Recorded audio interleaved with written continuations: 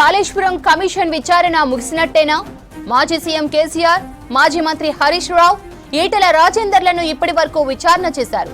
ఇంకా ఎవరినైనా విచారిస్తారా అనే అన్నదానిపై ఉత్కంఠ నెలకొంది. ఇప్పటి వరకు 115 మందిని విచారించింది కమిషన్. 109 మంది అధికారులు, గుత్తేదారు సంస్థను కూడా విచారించింది. 3 IAS అధికారులను సైతం విచారించింది. కమిషన్ నెక్స్ట్ ఏం చేయబోతుందనే అంశంపై ఆసక్తి నెలకొంది. ఈ నెలలో రిపోర్ట్ ఇస్తుందా లేక సమయం తీసుకుంటుందా అనే అంశంపై పొలిటికల్ వర్గాల్లో చర్చ జరుగుతోంది. జూలై 31 వరకు కమిషన్ కు గడువు ఉంది. మార్చి 2024లో పీసీ ఘోష్ కమిషన్ ఏర్పాటు చేసింది రాష్ట్ర ప్రభుత్వం. ఇప్పటి వరకు 7 సార్లు కమిషన్ గడువు పొడిగించింది రాష్ట్ర ప్రభుత్వం. ఇక దీనికి సంబంధించిన పూర్తి డీటెయిల్స్ శ్రీశైలం అందిస్తారు. శ్రీశైలం, మార్చి 2023లో మేడిగడ్డ కుంగుబాటు ఘటన తర్వాత 2024 మార్చిలో జ్యుడిషియల్ కమిషన్ను ప్రభుత్వం నియమించింది. కాళేశ్వరం ప్రాజెక్టులో జరిగినటువంటి అవకతవకల మీద విచారించి రిపోర్ట్ ఇవ్వాలని చెప్పి జ్యుడిషియల్ కమిషన్ ఏర్పాటు చేసింది.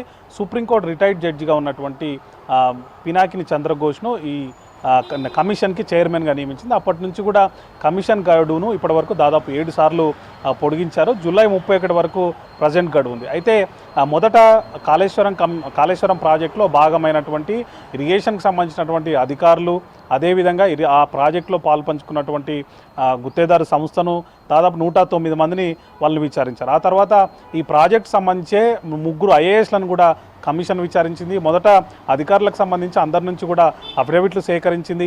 అఫిడవిట్లు పరిశీలించిన తర్వాత మళ్ళీ వాళ్ళను విచారణకు పిలిచి ఓపెన్ కోర్టులో క్రాస్ ఎగ్జామినేషన్ చేసింది. అంటే ప్రాజెక్ట్ సంబంధించి అంటే నిర్ణయం, ప్రాజెక్ట్ కట్టాలనేటువంటి నిర్ణయం నుంచి మొదలు పెడితే డిజైన్లు కానీ, టెండర్లు కానీ, ఆ తర్వాత నిర్మాణం కానీ, దానికి చేసినటువంటి ఖర్చు కానీ, నిధుల సేకరణ, అదేవిధంగా రుణాలు, దాని నుంచి మొదలు పెడితే కుంగుబాటు ఘటన వరకు ఇట్లా అన్ని అంశాల మీద అధికారులందరి నుంచి కూడా రికార్డులు తెప్పించుకోవడం కానీ, డాక్యుమెంట్లు తెప్పించుకోవడం కానీ, ఆ తర్వాత వాళ్ళని క్రాస్ ఎగ్జామినేషన్ చేయడం కానీ ఇవన్నీ కూడా పూర్తి చేసింది. మొత్తం 109 మంది అధికారులు, అదేవిధంగా గుత్తేదారు సంస్థల తర్వాత వీటికి సంబంధించి క్లారిఫికేషన్ కోసం 3 IAS అధికారులను కూడా పిలిపించి విచారించింది. అయితే మే నెల చివరి వరకు గడువు పొడిగించినప్పుడు మే నెల చివరిలో రిపోర్ట్ వస్తుందని చెప్పి అప్పుడు అంతా కూడా భావించారు. డిస్కషన్ కూడా జరిగింది.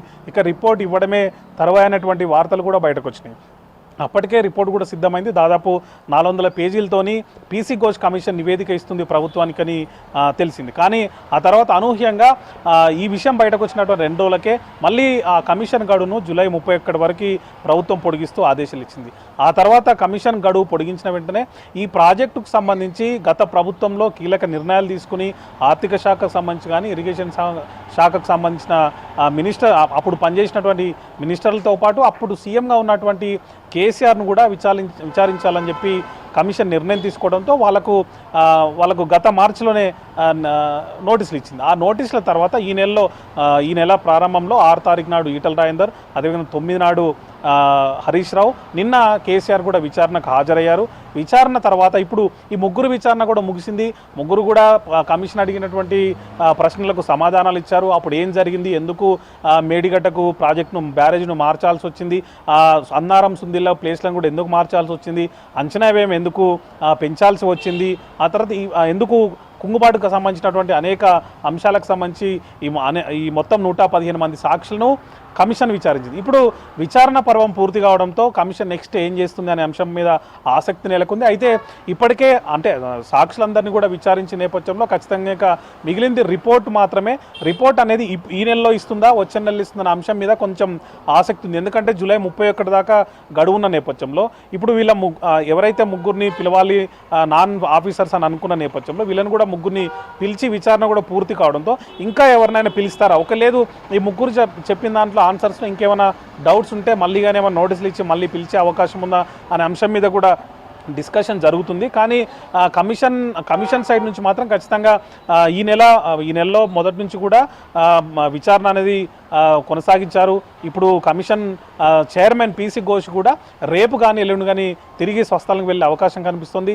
మళ్ళీ ఆయన జూలై 1 వారంలో హైదరాబాద్ తిరిగి రానున్నారు. వచ్చిన తర్వాత రిపోర్ట్ మీద దృష్టి పెట్టి రిపోర్ట్ను ప్రభుత్వానికి పంపించే అవకాశం కనిపిస్తుంది. ఇప్పటికే డ్రాఫ్ట్ అనేది సిద్ధం చేశారు. గత మే నెలలోనే డ్రాఫ్ట్ అనేది సిద్ధమైపోయింది. దాదాపు 400 600 పేజీల్లో ఈ నివేదిక ఉండే అవకాశం ఉందని తెలిసిన నేపథ్యంలో వచ్చే జూలై ఫస్ట్ వీక్లో దీనికి రిపోర్ట్ ఇచ్చి ప్రభుత్వానికి రిపోర్ట్ ఇచ్చి విచారణను పూర్తిగా ముగించే అవకాశం అయితే మనకు కనిపిస్తోంది శ్రావంతి.